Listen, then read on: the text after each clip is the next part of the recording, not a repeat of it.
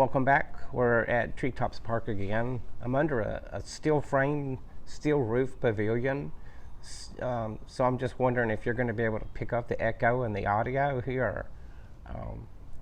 Looks like we moved up in the world just a little bit over here. And we got special sound effects. That is if the microphone picks it up. All right, today's talk's going to be about the stuff that I experience and I see online, and then other people who are out in the public eye, and some of the shared experiences that we have with the public. And I saw a post the other day about there's an online emergency animal rescue organization. It's really a group, but it was started for, it was kind of species specific, and it's about sharing information, which is what Humane Emergency Animal Rescue is also about.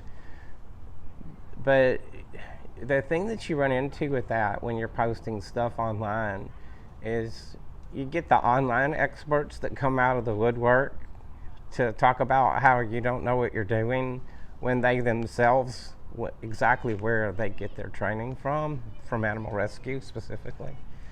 Because we know it's really not non-existent out there, but almost. All right, so as soon as we encounter those idiots, we just, they get ignored. However, you do have a certain type of person that wants to do something, but they don't want to learn how to do it professionally, in terms of, if there are professional standards for it, they don't want to meet that standard. For instance, I was part of a group that I was the medic for, and the group was like, we want you to teach us medical stuff. So I put together a 19-hour class on just basic stuff that anybody should know they should be teaching in, like, probably high school to students. Just basic stuff: how to put a tourniquet on, how to move a patient, how to properly assess a patient, even the most basic assessment. And many of the members complained about the class was too long, because all they wanted to know was the stop the bleed stuff.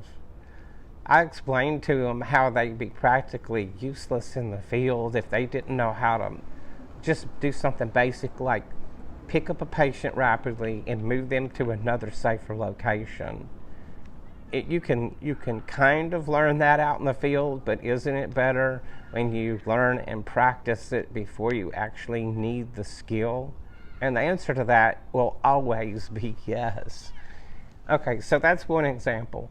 And then in this comment I saw the other day, a person was sharing, just like animal rescue post-mortem, we're not necessarily trying to roast the people who are doing the task. We're taking that as an example to either promote the way they're doing it and congratulate them in a way and say, look, that's like textbook, that's the way you should be doing it. Or there are ways that really aren't good.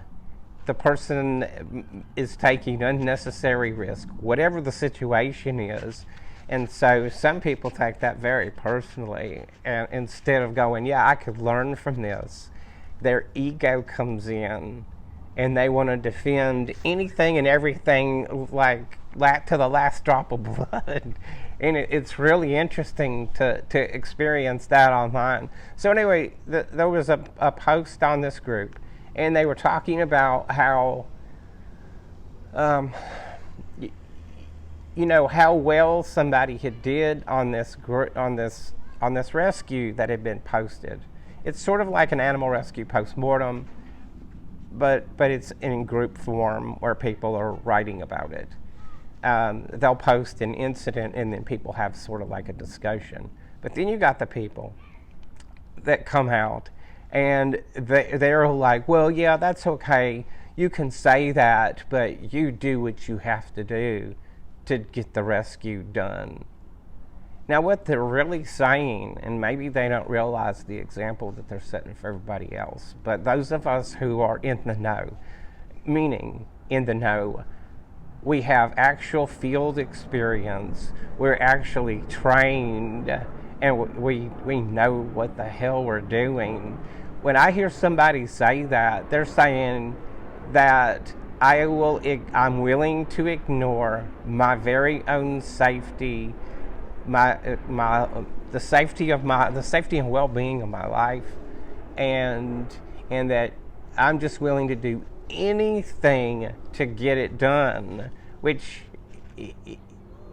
it just doesn't come off well like that. I think they think it's a virtue signal thing. So they're like, I'm willing to do what it takes, but you're not.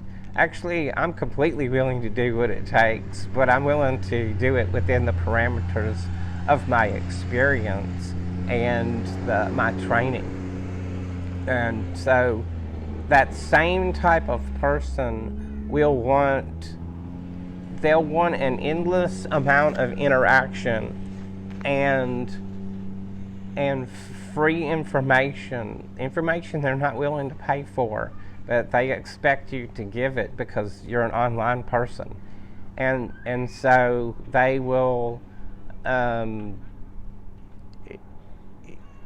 they'll have an endless list of questions that's like a bottomless pit, and sometimes it's really hard to keep this going in the right direction. So you got those people who are just as I just described, and they're like a bottomless pit that will never be filled, but they actually will never go and get training, even when the training's completely affordable out of pocket. It's like they don't want to be held to that standard for some reason. And then when somebody does mention something about it, their ego gets all bent out of shape, and then they start slinging out stuff like, well, isn't it nice to be able to afford this, or isn't it nice to be perfect, that kind of stuff. So they really don't realize that they are making themselves look really bad when they do that. And I got to tell you, those people usually expose themselves pretty quickly, and I don't want anyone like that anywhere near me on an emergency, and they will never be part of our emergency animal rescue teams, because if they're willing to put themselves at risk, they're willing to put you in a situation as well that might get you killed simply to satisfy their ego. Egos get people killed every day. So another example is people will want to come and learn something over the course of like a couple days and then leave and then call themselves an expert in it when they have literally no experience. They've only taken a class. Or a veterinary friend of mine will have people contact her and say, yeah, hey, I want to work for you, and I want to be your vet tech so I can learn to do this and then go out and do it on my own, not realizing that you have to be a licensed veterinarian to actually do what she does. So there's a complete disconnect in people's minds about what training is, what training gives you, and then what it takes after you've been trained to actually put those skills into use in the field. And I don't know of any like fire department or ambulance service or rescue squad that will take somebody right out of school and then, all right, here's the keys to the engine, here's the keys to the ambulance, we'll see you at the end of the shift. No, they always put you with experienced people who are going to, one, make you just watch and be an assistant in the early days, and then after they've developed a sense of trust with that person, that okay, they actually know what's on the rig. That person's been anticipating the equipment or the tool or the medical whatever that I'm going to need out in the field. They're handing that to me before I even ask for it. Then those people are allowed to start doing things in the field on their own under the watchful eye of the experienced person who should be deciding whether they're actually cut out for field work or not. So I've seen people come out of EMT school that were training on our ambulance, and they would freeze up on the scene of a major accident where, you know, it's 100% just gore and body parts. So not everybody's cut out for it, despite what they think. It looks exciting on the internet when you're watching it up on the YouTube video. And then when you're picking up body parts or somebody who's been burned to death, taking them out of the bed there in their house, it's a little bit different. All right, so where am I going with this? I guess I'm just sort of calling out those people who hopefully will watch this video, and maybe they'll self-reflect and realize that if they're that person, the only way that you're going to get ahead or get what you want is you need to go participate in these training sessions. That's how you get the skills you need, and not expect somebody to just give it to you on the internet. You got to pay your dues, as they say, and there is validity to that. If you're going to go out and do something, you need to be under the watchful eye of somebody who knows what they're doing, so you don't kill yourself out there, or even more importantly than you kill or injure somebody else. Yeah, I said it. So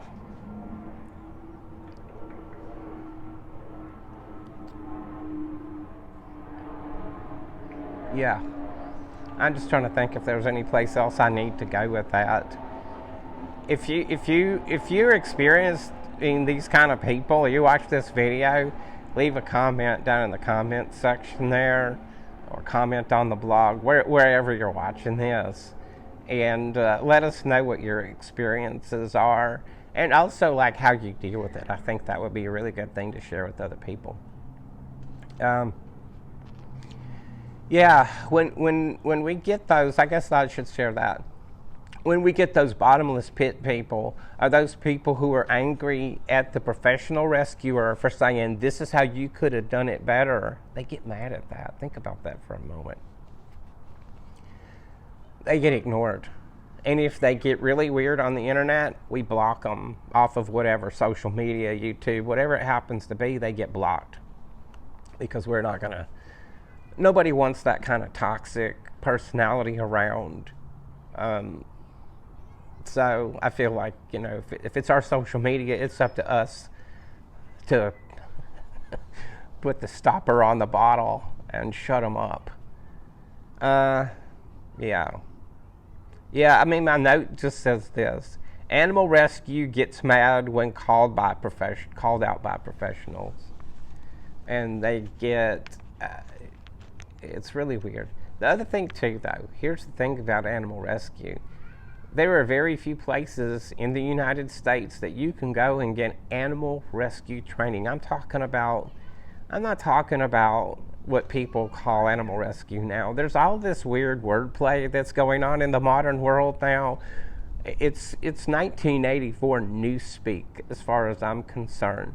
So people call themselves animal rescue when they go to a shelter and they take a dog, cat, whatever animal species it is, and then transfer it to their facility, and they say, well, it's an animal rescue. That's not animal rescue, in my opinion. That's transferring an animal from one facility to another. I've done that multiple times. I never once considered that rescue. Rescue is when you're out in the field extricating or rescuing an animal out of a life-threatening situation. Some people will argue, oh, it's life-threatening to be in an animal shelter. What am I going to say to that? Watch my video on euthanasia. In my experiences with that, working in animal shelters, so you can find out more how I feel about those set of circumstances. And so I'll address that in that video, because I'm going to get sidetracked on that here. And let's stick with these people who are bottomless pits. Best way to deal with them is just cut them off. But you know the bottomless pit person, they're also the same person that's in the classroom with you, and they continuously layer these, but what if, but what if, but what if? And the answer to that question is always, well, it depends. All right, I think I've run on long enough about this subject. I hope that I made my point, is that, hey, if you're one of those people, you need to go get training. That's the bottom line. And stop expecting people to give it to you online. You can't learn animal rescue online. It's a skill that you need to learn by actually doing in the field. All right, I can teach you some basic stuff: how to use a catch pole, how to use a net, and some of the other equipment that we use. But it's not until you get in the fields do you actually get a feel for how to use a catch pole properly. And it's going to take you dozens of times before you really get a sense of how to use that pole. And then it's going to take you another 100 times, or whatever it is, to work with the species that you got on the end of that pole. All right. I don't know. In one way, I feel like this video was kind of all over the place, but I'm gonna let it go like it is. And yeah, whatever. Leave a comment down in the comment section there of wherever you're watching this. Let us know what you think. All right. We'll see you. Bye.